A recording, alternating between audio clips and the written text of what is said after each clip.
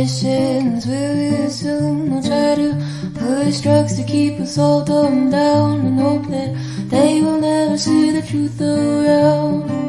Another promise we've never seen, another package lie to keep us trapped in greed, another green bells wrapped around our minds, an endless red tape to keep the truth confined. They will not force us. They will stop degrading us.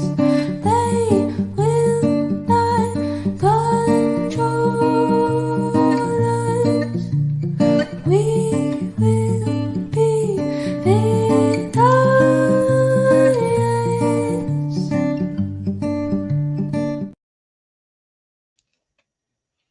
Hello, everybody. Good evening. So Matt has joined me for another episode of Nevermind the Bollocks. This was like pretty impromptu, but I texted him earlier today, and I'm like, you know what? I'm going live tonight. Do you want to come live with me? Krista, I think we don't have. Okay. Maybe she dropped and she's going to rejoin. Okay. Yeah, so I've been like a mess all day, popping out of van and all kinds of, not that I recommended people, but I can't even imagine how my comrades in East Palestine feel because I've been a nervous wreck. So tonight, we welcome Miss Zusa back, or sorry, Christina, I'm going to throw you under the bus, Zazutha. No, wait, Zazusha. I don't even correct her because it's cute. So Z and Krista is back again tonight as well. You should recognize both of them. I just wanted to get their perspectives and everything tonight as well, because I know, as someone who's connected to the community, but also someone who's outside of the community, I know how I feel, but I want to speak to you both about what were your feelings when. Let's start from the beginning. What was your feeling when you heard Biden, after over a year, was gonna show up? Z, do you want to take that?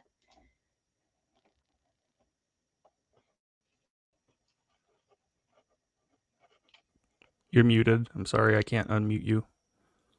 I'm sorry.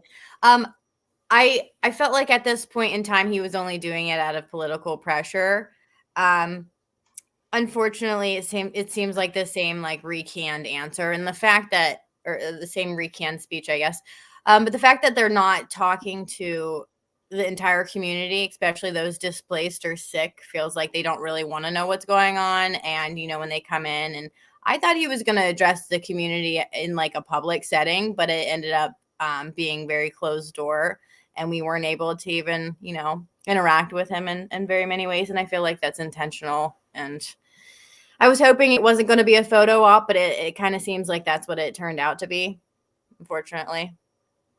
If you could have spoken to him, what is, if you could ask him something, what would you have asked?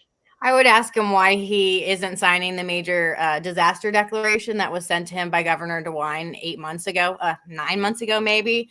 I would also ask him to consider his family, because his oldest son, Bo, died from a brain tumor, brain cancer that was caused by multiple chemical exposure in Iraq. So he knows the dangers that we're in, and he knows how he used to know. Maybe he forgot all that. I don't know. He didn't bring that up at all. No. Yeah. Krista, what about you? What was your initial reaction? It was the same, pretty much. If he really wanted to come, he would have come earlier. If it meant anything to him, he would have come earlier. He would have signed the declaration. Since he did not do those things, I was still hopeful, because he is the president. Work with the system that we have. I was disappointed that, like Z, that there wasn't a public forum that you know, he didn't even address like an auditorium full of people. There was nothing. It was kind of disappointing, and no way for any of us to submit comments or anything for him to overlook. And none of us get any replies back from the White House, so it's kind of disappointing all around. And you know, that's something also that really infuriated me, but also I found very interesting because, you know, you have East Palestine resident Jamie Ray Wallace, who you guys know from the show.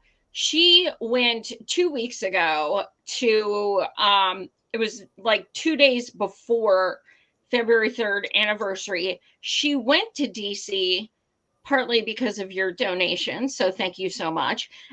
She went to DC to deliver a petition of over 21,000 signatures to get help in East Palestine, and yet Biden still credits his decision to go to East Palestine because DeSwine asked him to. So I think that very much shows he's going for politics and for politicians, not because the people have asked him to come. Did you think something? I know everybody, you know, even people who weren't, you know, who aren't Biden supporters, everybody seemed at least somewhat hopeful that, okay, maybe he's coming now and he's running for re-election. He's got to do something, because if not, it's going to look like crap. Did you guys, are you shocked he didn't do even the bare minimum? Zuza, what do you think? I'm sorry, can you recap just that for the where? Sorry, my cat was meowing a lot and it was very distracting. And it's been a hectic day. I'm so sorry. Yeah. Well, don't you have an iguana too? No, we have little hermit crabs. Hermit crabs. That's what it was. Hermit crabs. I knew it was something like that. Iguana, hermit crab. Yeah, I was just saying, you know, given that nothing happened today except him, you know, bootlicking the EPA and saying, you know, they're holding Norfolk Southern accountable.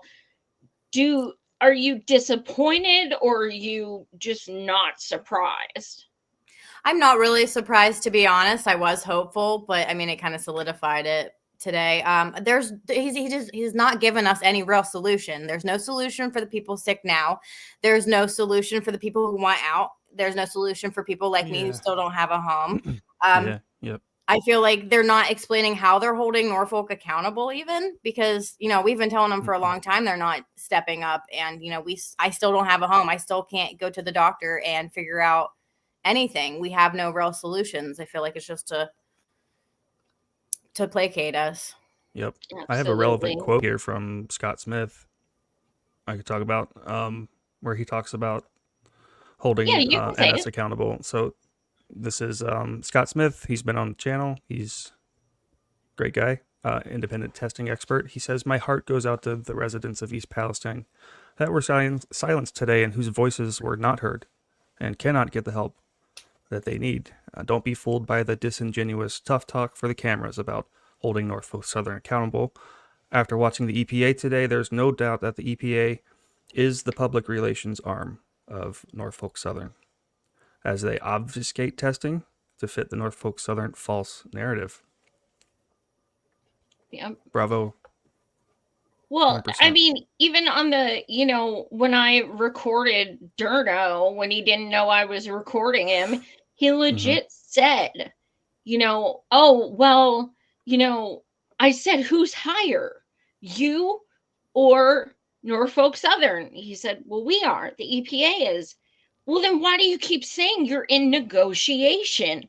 Well, because we're working with them to, no, dude, no, you're higher. Don't negotiate. What are you even talking about? So this whole holding them accountable by doing what?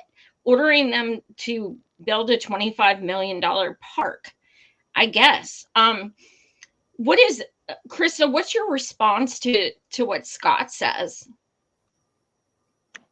I mean, it's true. EPA has really seemed to be working for Norfolk. It doesn't feel like they're working to protect us.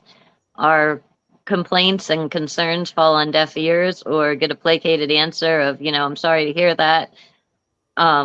Historically, the priority is to remove people from the threat in the environment and then protect their health. And in our case, they are leaving us stew here or have people in unreasonable relocation that's not sustainable.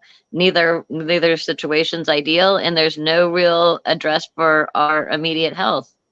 They're doing, there's studies, and they're very interesting studies by some very credible doctors, but nothing to help eliminate current exposure and symptoms. Yeah, there's no even mention of that today.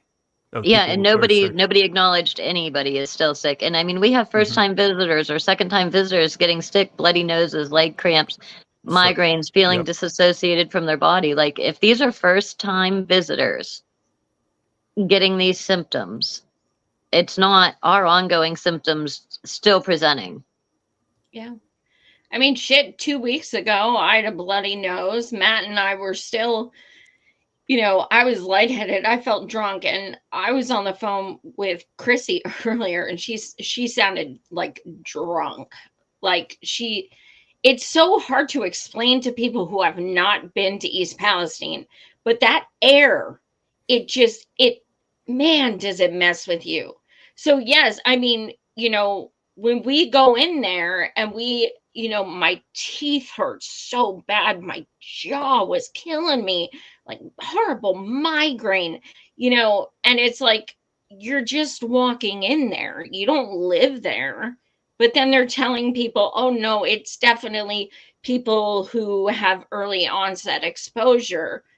Well, I think that's bullshit. And even if it was, let's say it is, that's on you, because you guys are the ones who told everyone to go home after 3 days. So which is it? I mean, either way, you're responsible. So it's, and I'm not going to say any names or anything like that, but it's been brought to my attention that one person met with Biden.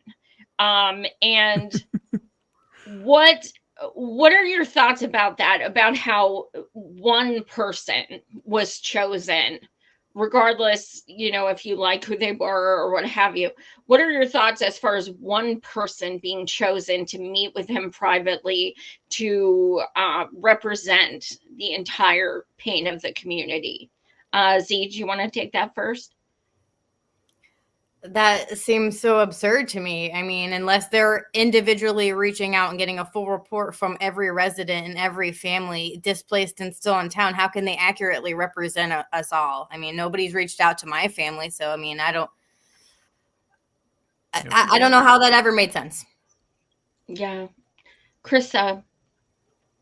I feel the same way. I mean, I don't mind that a person got to meet with him, but I do think, and I've thought this from the beginning, that in any circle that has to do with this, there should be a resident who is displaced, a resident who wishes to leave, residents who are symptomatic, and residents who are not. Like, there should be an equal representation of experiences, and that's not happening. I do hope that the person that got to meet with him had a good experience and was able to articulate everything that they have accumulated, but it's so much. And it's so much, especially if it's not what you're experiencing.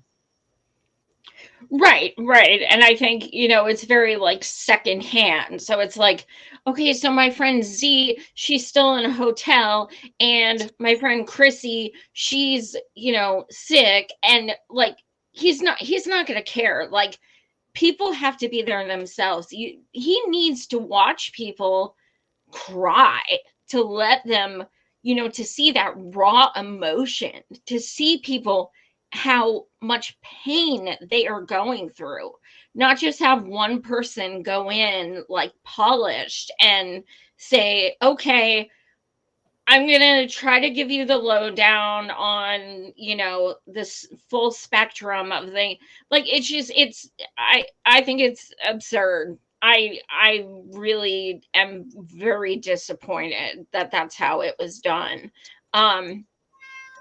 as far as far as, you know, when I say meeting with people, I mean he met with one person separately. But there is this wonderful photo op of him doing the Obama.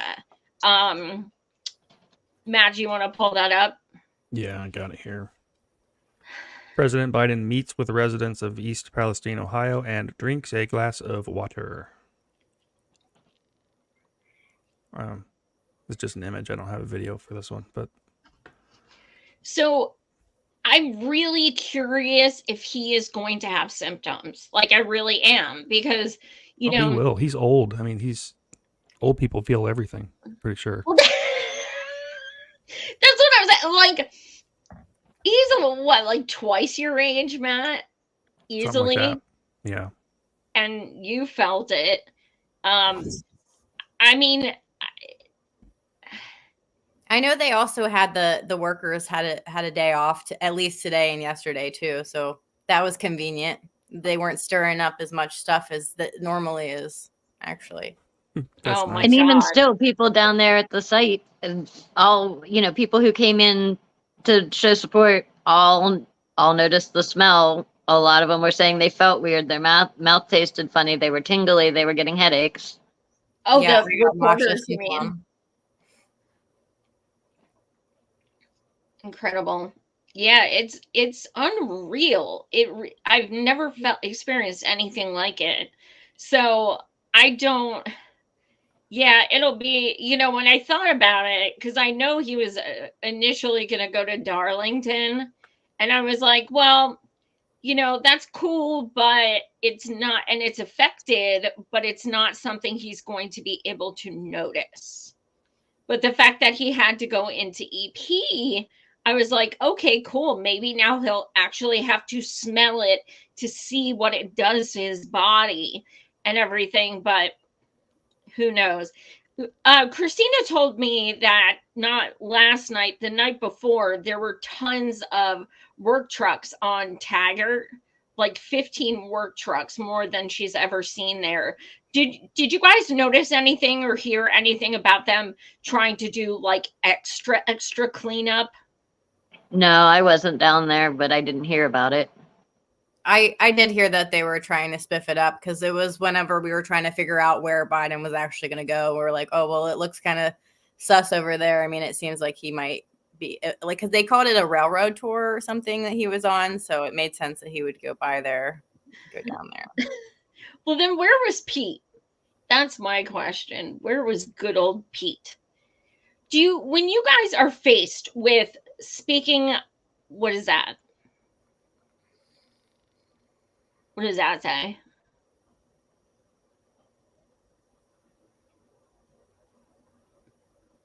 So tell me about you guys. How you come along with all that's happened? It's been difficult, but we're proud that we have a community that comes together and helps each other.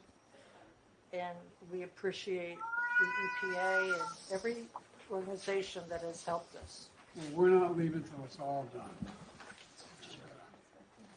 We're only about 2/3 of the way through.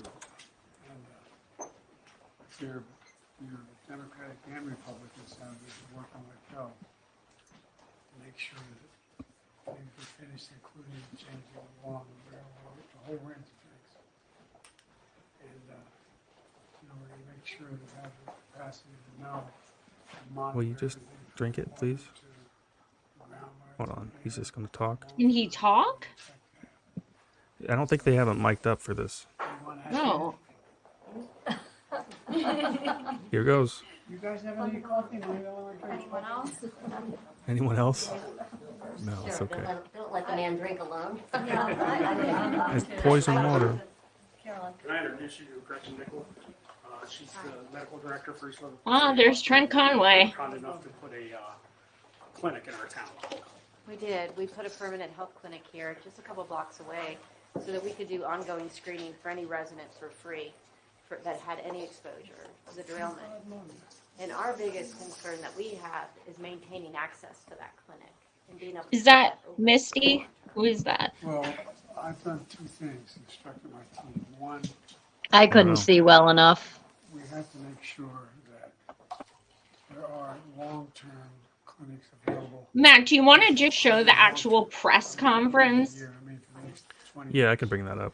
And Let me see. try- Is he going to sip the water? I just want to see him sip it. He's not sipping it. Nah, he just teased it. Oh my god. I mean, instructed my team. I think he's Right. like honestly half out of it. He's just like mumbling. Yeah, here's the Have you press guys seen the conference. press conference? I was actually watching it live right there when it looked like he was wiping his nose, and I wondered if he was getting a bloody nose. Yeah. Right at the beginning, he wipes his face real big. Here we Oh go. my god. This included a briefing about the Herculean efforts, and that's not a hyperbole, the Herculean efforts that were made in the year since this tragedy. But what's happening in the morning, the evening of, and the next day, and the weeks following is amazing. It's absolutely amazing what this community rose Divine. to. You know, I want to thank the folks of East Palestine to know, I want them to understand that we're not going home no matter what till this job is done. And it's not done yet. There's a lot more to do. The vast majority has been done. But we're going to All right, he says the vast majority has been done. Right. Just now. And I didn't don't, he just say divine instead of divine? I don't know. It's completely possible. stay to the very end, every need is met. And we continue to hold Norfolk Southern accountable, make sure they make your community whole now and in the future. And what they do not make whole, what they cannot make whole, what isn't made, the government will make whole. We have an obligation. We have an obligation. I can already see this derailment won't define you. It just, it defines you in a different way. Your courage, the resilience of this community, and the compassion that you've shown for all your fellow citizens. Let me be clear. While there are acts of God, this was an act of greed that was 100% preventable. Let me say it again. An act of greed that was 100% preventable.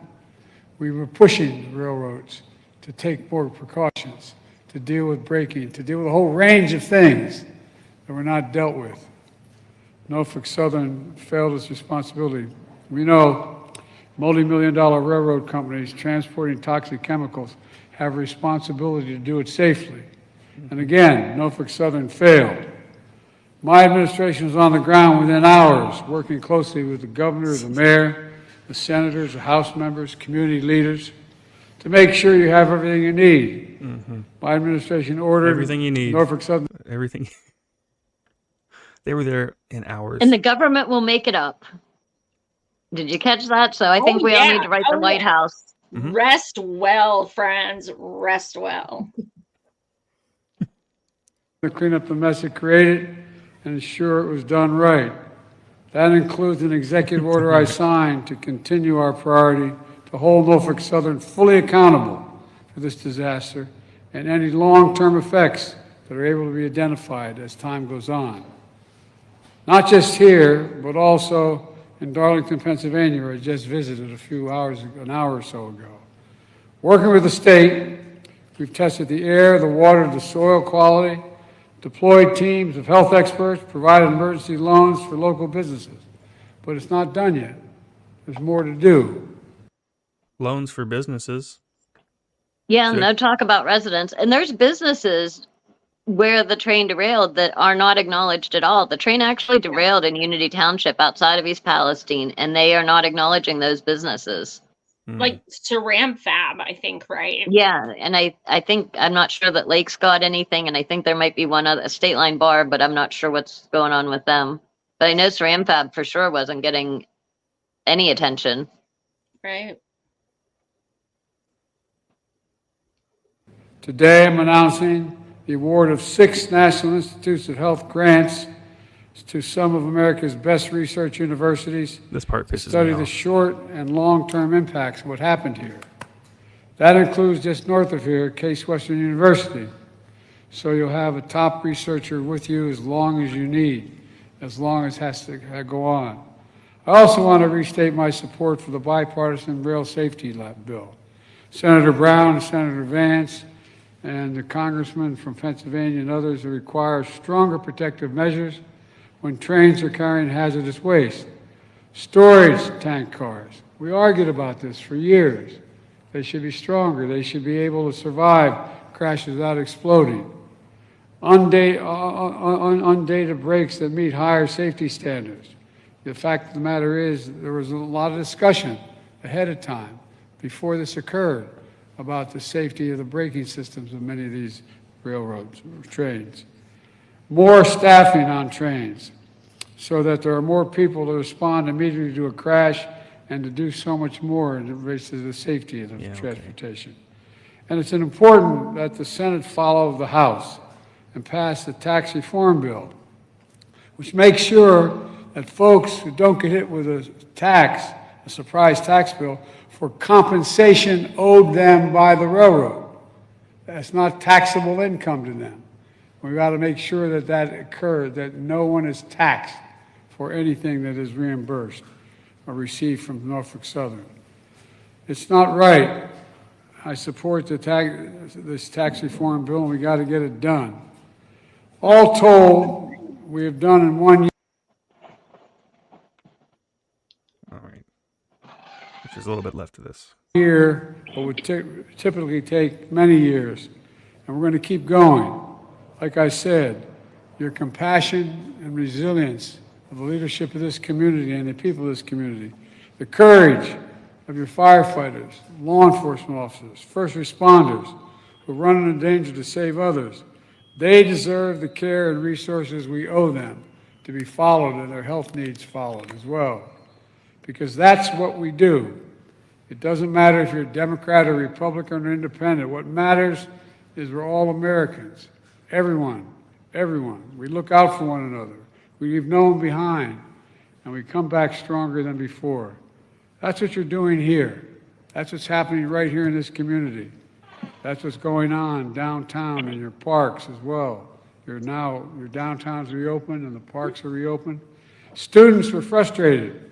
Opposing schools wouldn't travel here for sports events, but now you're playing home games again. Now we're playing home games again. We're back, ladies and gentlemen. We're back. That's pride. That's also progress. But we have other obligations, and that's to stay here as long as it takes to get everything done and be sure no one's left behind. In moments like this, let's remember who we are. We're the United States of America, for God's sake. We have obligations to one another. There's nothing beyond our capacity when we do it together, and we're going to stay here and do it together as long as it takes. May God bless you all, and may God protect our troops. We have a lot to do.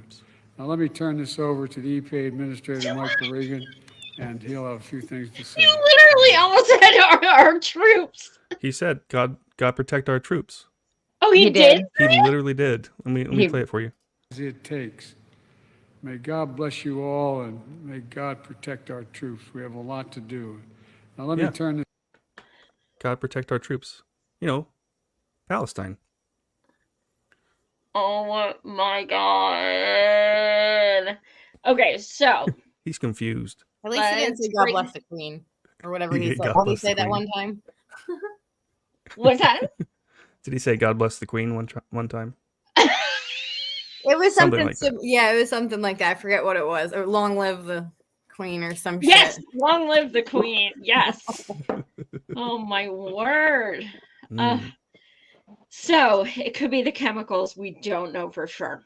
But what is your response to, okay, look, there is one thing out of that I took as a maybe good, and that's the tax that people are getting. However, he did not describe what people are getting. He did not say what he is going to do to stop it. He didn't say what to do with it for those of you who have received it. Z, was there anything in that speech that gave you any kind of comfort or hope?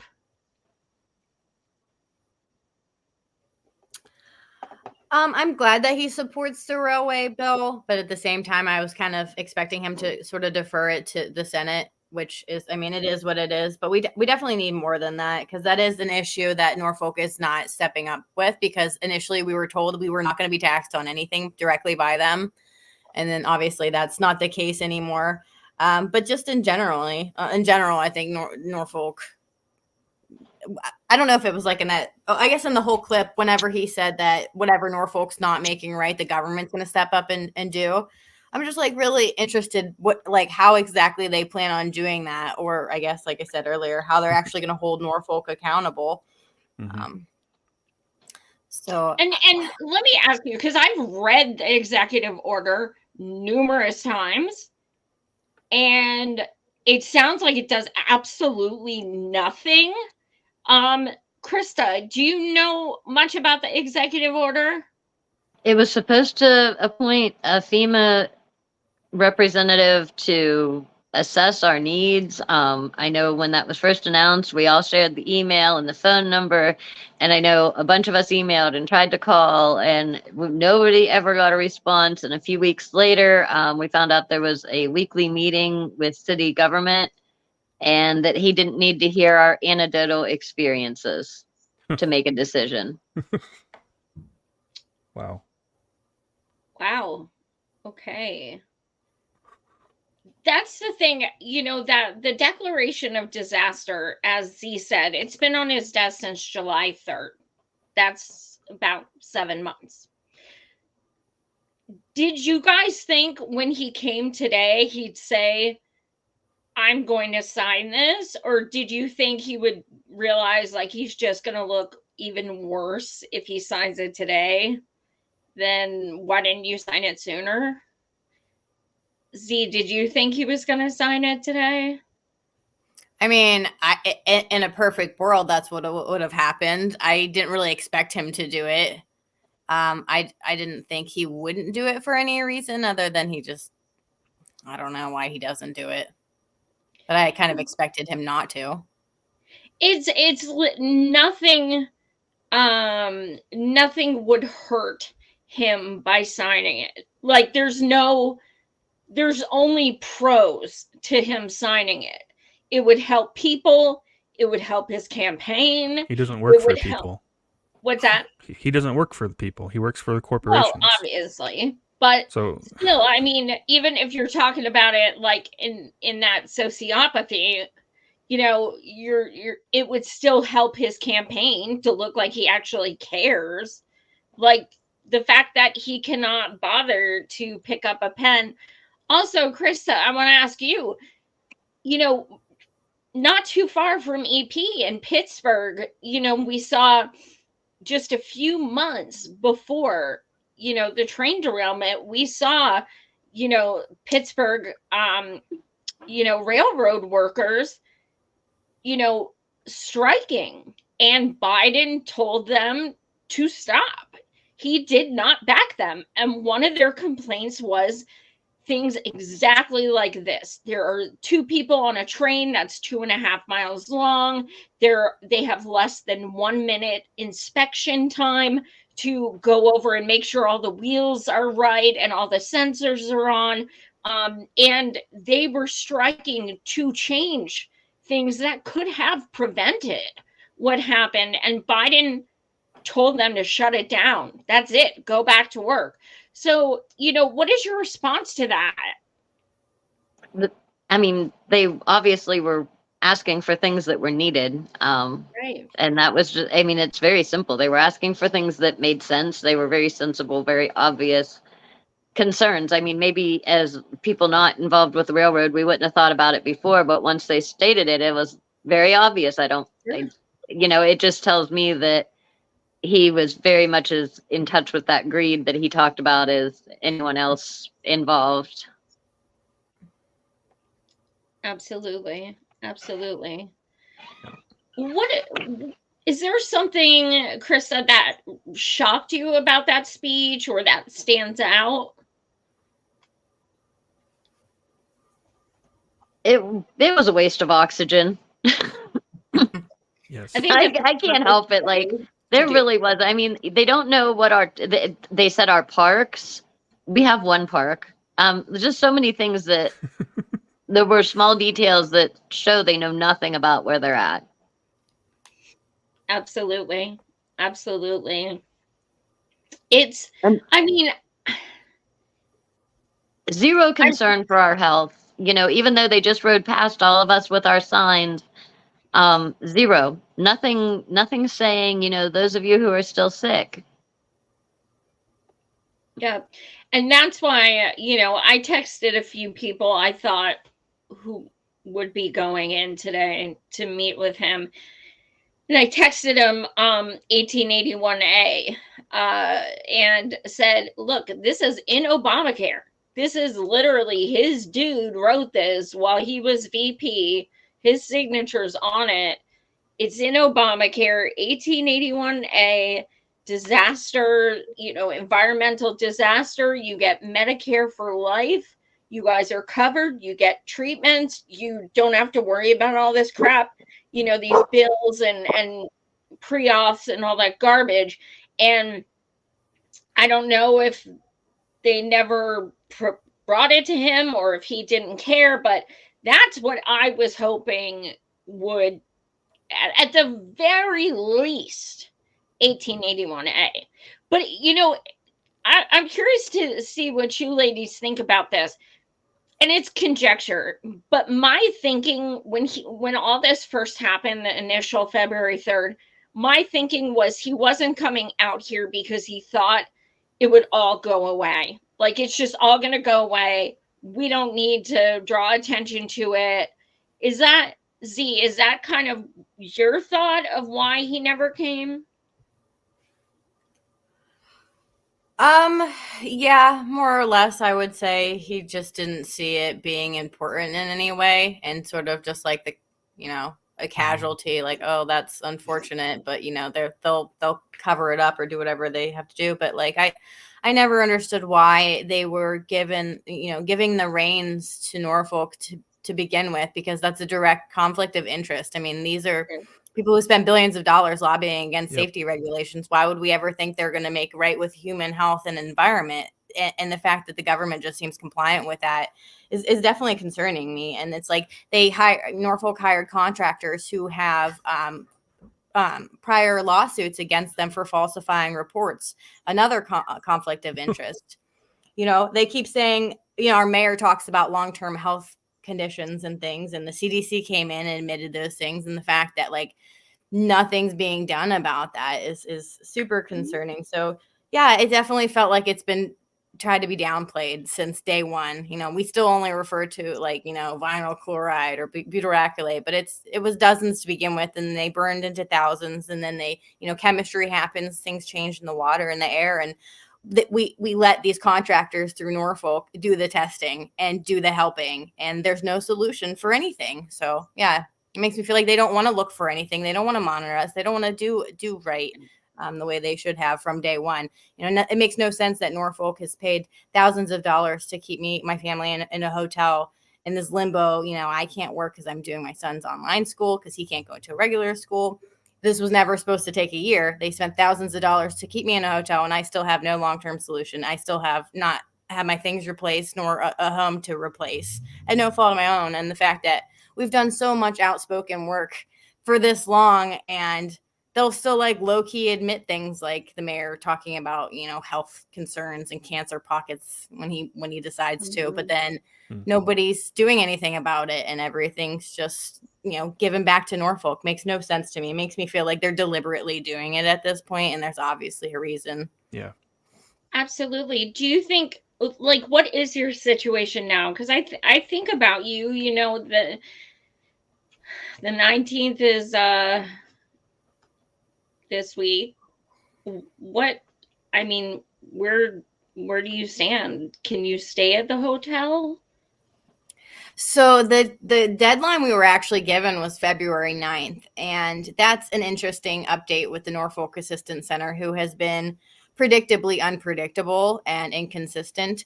So they sent out a newsletter that basically said anybody temporarily relocating was going to just get cut off February 9th. They were just done. There was no reason for it anymore.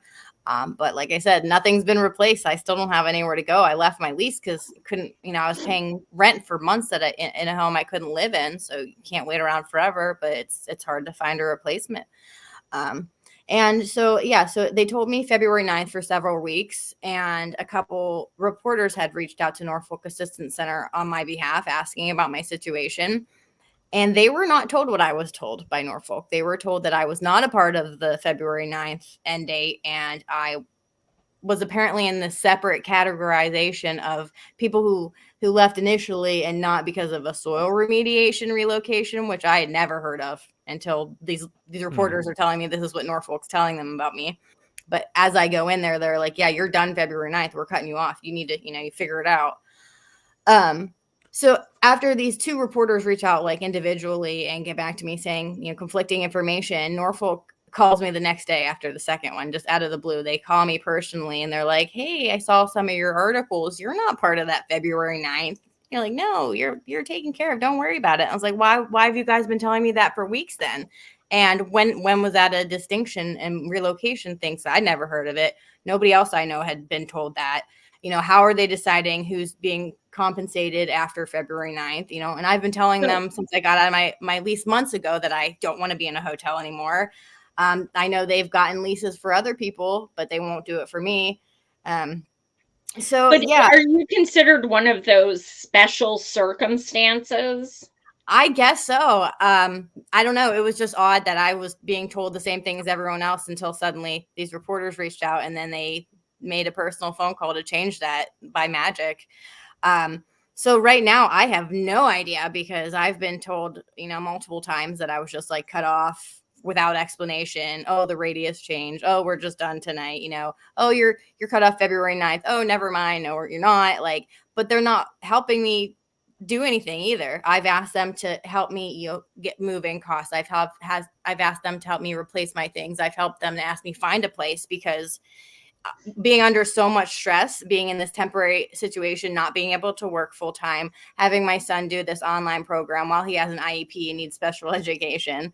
We're like hanging on for dear life, like emotionally, physically. Like we both have health issues before and after the derailment. So the fact that this has been taken so long, and I didn't know all this information at first. I would have immediately tried to find a new place and not even hold on hope, but I didn't know that. So, this whole time hasn't been really planning the next step in the same sense as it is now. So it's been difficult to try to find a place that's affordable, that can rent to people with pets, that has a good school district, all these things while under the pressure of trying to hold your daily life together. And then constantly being re-traumatized by this assistance center who is just, they're absolutely insulting. I was explaining the situation to them, just asking if they could just help me find a rental or do something and she's like, well, can't you find phone or time on your phone at night? Or I left my family so I can come help you guys, and acted like it was comparable. And, they treat you like you're a criminal almost. And it's just, there's no empathy. There's no understanding. There's never any explanation. So I have no idea what they're going to offer me at this point because it's been an absolute unpredictable nightmare from the very beginning. I've been looking for a place, and what's probably going to happen if they decide to not follow through with their promise of reimbursing after February 9th is I will just move into a place that honestly I can't really afford and try to rebuild. I had a lot of crowdfunding and some support to help replace some of my belongings already, but just to move into a place and to jump back after being a year on hold with your entire life and just been, stretched so thin. It's very, very stressful and traumatizing. But yeah, that's where I am right now. I don't know how they say they're making it right or people are being taken care of because I have no solutions. We're still experiencing health issues. Our doctors still have nothing for us. So we were absolutely, in the dark, still pretty much in the same position as we were last year, if only left with more questions at this point. Absolutely. Yeah. Are you willing to move to a neighboring town like Darlington or, Absolutely not. No, I have to keep it relatively close just because my son and his family and his dad's family and everything, I can't just move across the country without consideration. But I don't want to be too close, and that makes it difficult too, just because as a single mom, that puts pressure on me, and then pressure on my son to like travel and find affordability. But I don't really feel like places, especially Darlington, are safe at all. I definitely, I've talked to enough residents and saw enough footage and, got enough documentation that area's just as impacted, if not more. I mean, we don't know what fell where. So some of the heavier things might have fallen closer. Some of the lighter things might have traveled further. We really don't know. And that's what makes it hard to figure out where to go, because it feels like nothing's safe. It feels like nowhere is safe. And these are the same people in charge of pretty much everywhere else. So, where can I go to know this isn't going to happen again? Where can I go to know that I'm going to be heard by my representatives? Where does my life matter? Where does my son's life matter? It gets tricky, and it's frustrating too, because like constantly you're like, this isn't my fault. Like, I didn't cause this.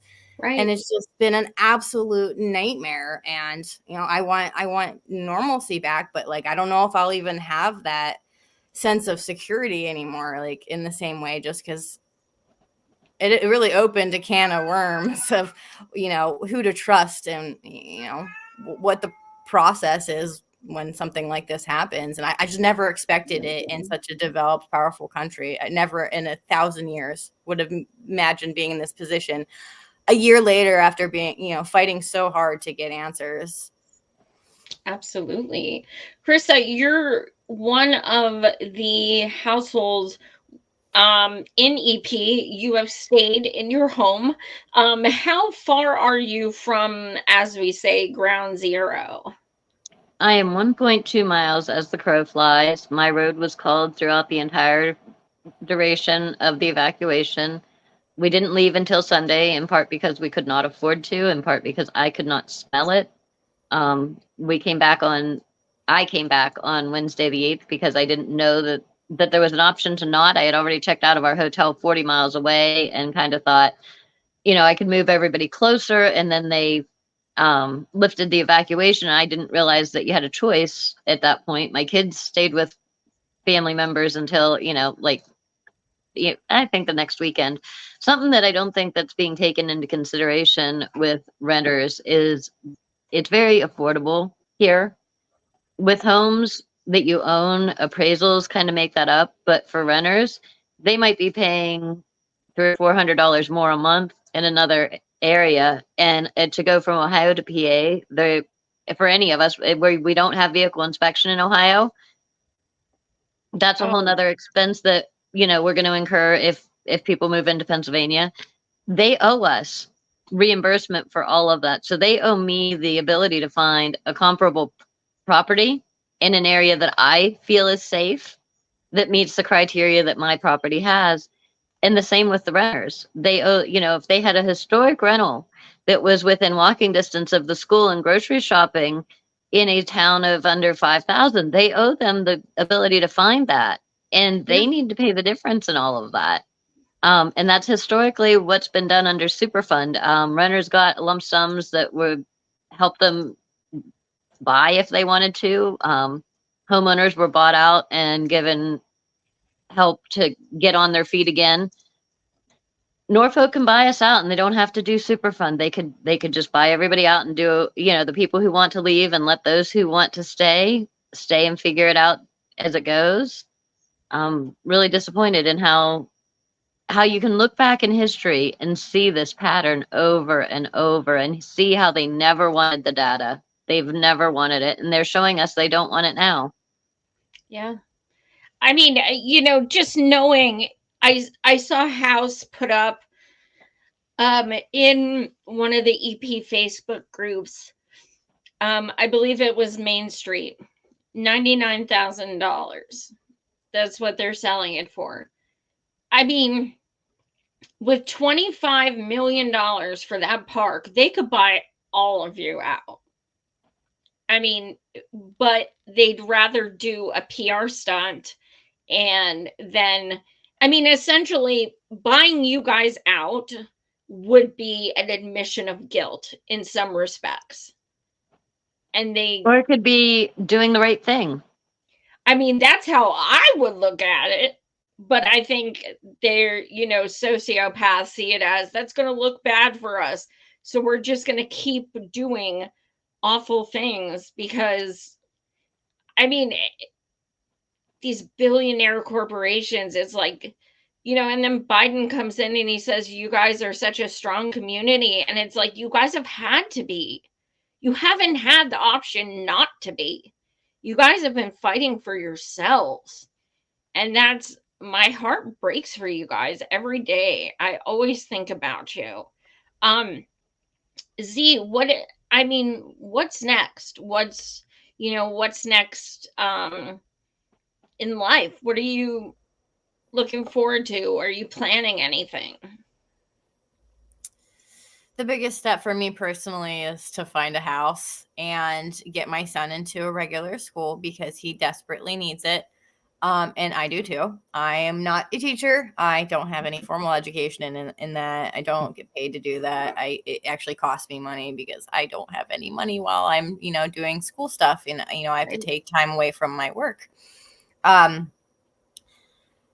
Just basically rebuild, stabilize, find like that sense of normalcy again. And at that point, I would like to turn my attention back into getting more answers. I mean, our bodies are not going to change. I mean, our exposure is our exposure, whether we've left or not. So I don't have any answers about what's happening to my body or my son's body, and I would like to pursue that on some level. I don't know what kind of advocacy work that would entail, but I don't think I can really sleep at night until I get answers as a mom.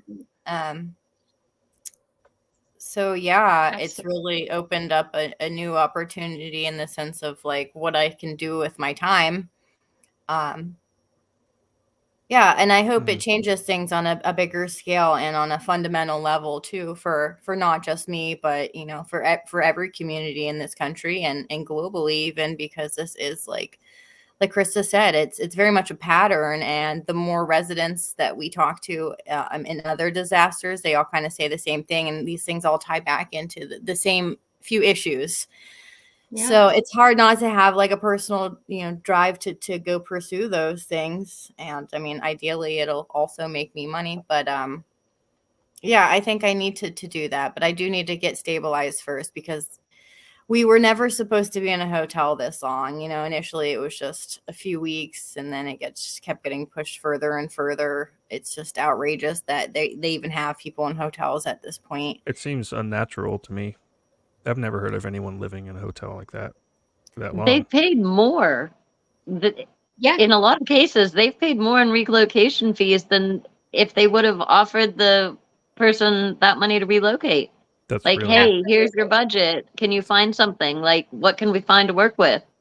It makes no business sense at all as far as, financial literacy.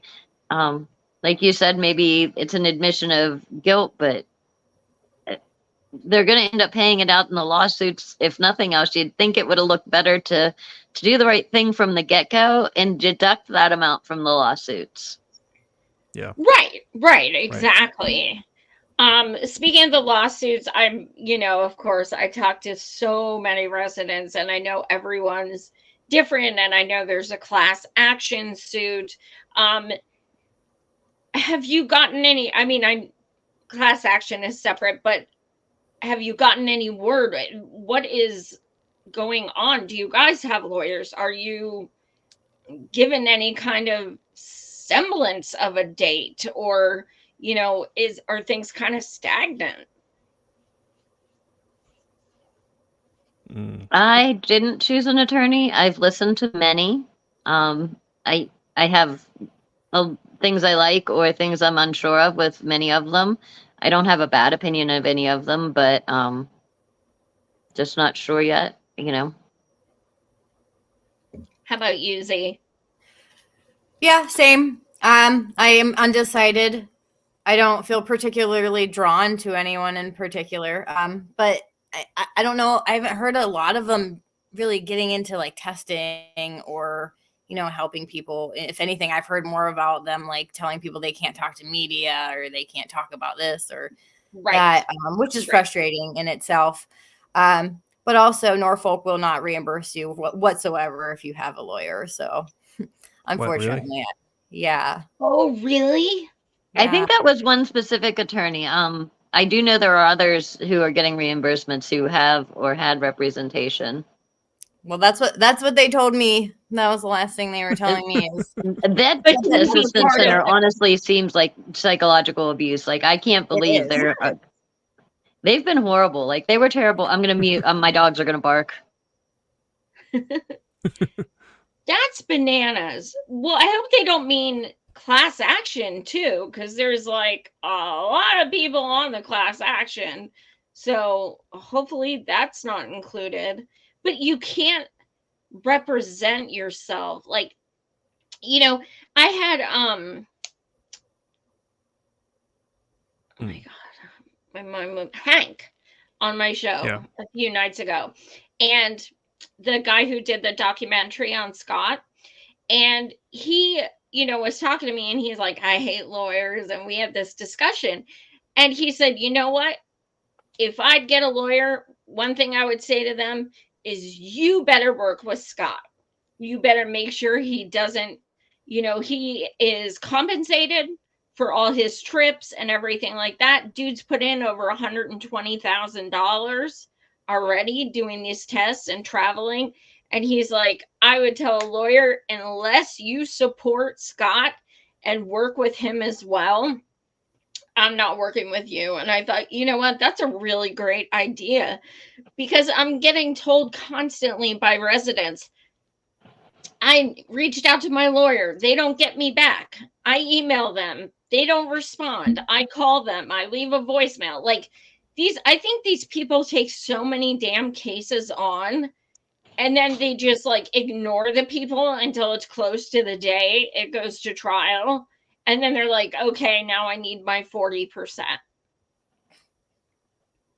That's honestly what it seems like is happening, which also, you guys deserve that 40%. So don't get me started on that.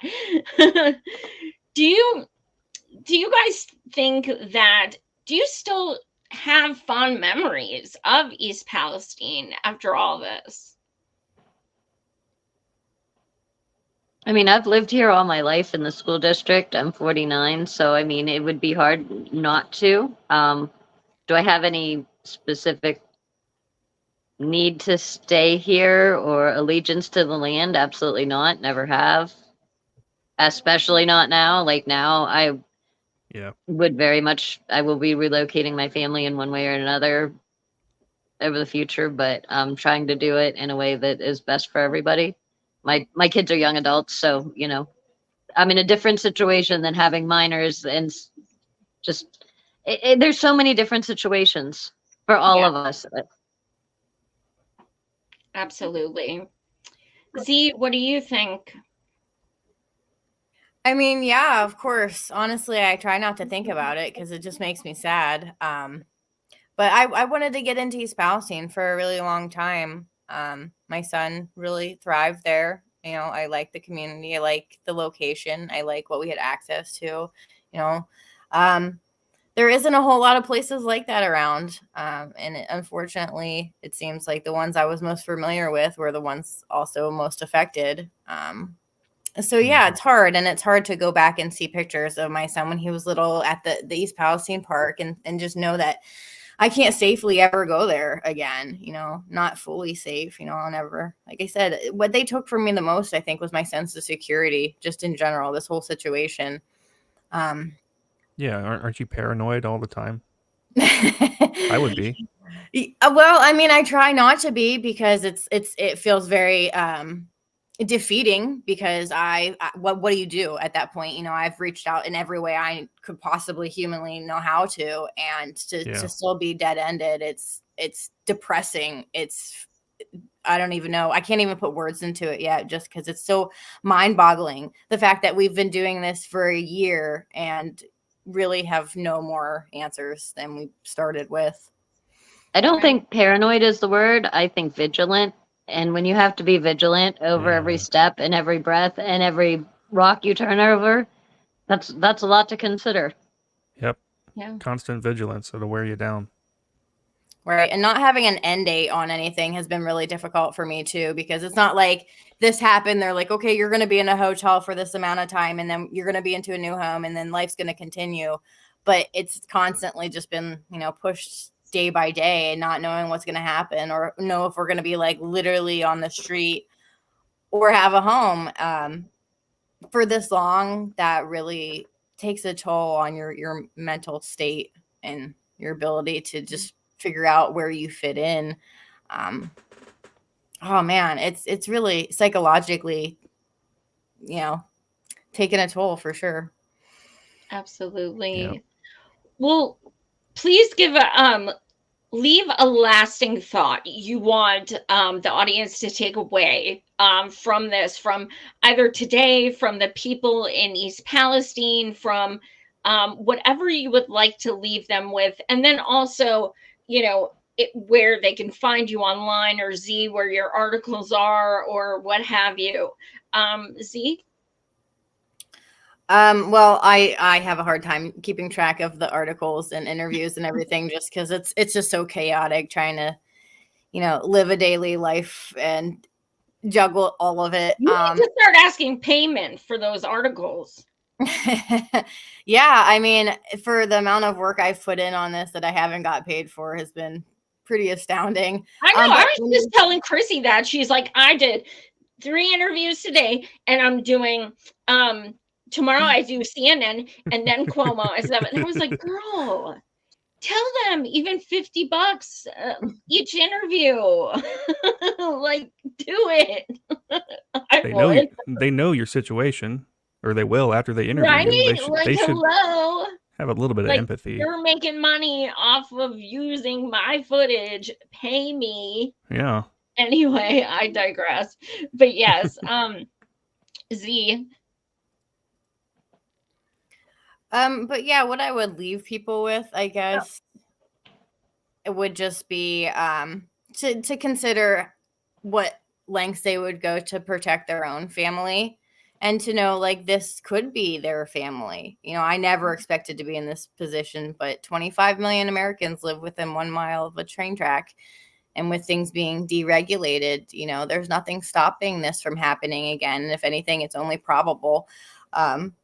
So yeah, I wish they would think about their own children and their own situations and what they would do, and ask them to reach out to Congress and to Biden and to the CDC and Norfolk and everybody, because if it can happen to me, it can happen to them too. And we really need to all stick together on this to make a fundamental change and to protect the people the way they should be protected, and follow the morality that this country was founded on. Awesome. Krista? We were an invisible town on February 2nd of 2023. If you went around the country, there would be very few people that even knew about this area. That's all we wanted. And if it can happen to us, it can happen to anybody. Each body is different biologically, scientifically. Not everybody's going to have the same reactions at the same rates. So if somebody's experiencing something that you are not, be kind to them, be understanding. That's not happening a lot here. That would go a long way. I think that's the biggest thing, is people need to understand it could happen anywhere. Your town could be torn apart. Your family and friends could be fighting for what they feel is right, while others are telling them to shut up. Yeah. Right. Absolutely. Well, you ladies are both warriors, that's for sure. And I'm looking forward to seeing you again. Krista, I don't know how the heck we missed each other. I have no idea. I missed both of you guys. I put my eyeballs on both of you, but yeah, I didn't really get to connect. It was a busy, chaotic day. Z, we hugged. What are you talking about? Today? I wasn't there today. No, the 3rd. Oh, on the 3rd. I thought we were talking about today, but no. No, I'm at home. I'm in. Yeah, I didn't see Z today. Yeah, that was a crazy day today and the 3rd. Eddie was at his grandma's. Yeah, it's been a crazy day. Well, thank you both so much for joining and for sharing your stories. I always love to have people from the community on here. And like I said, I will get into more details hopefully in a few days. But yeah, I'm coming out again. So you guys are stuck with me. Dun, dun, dun. We appreciate you, Joy.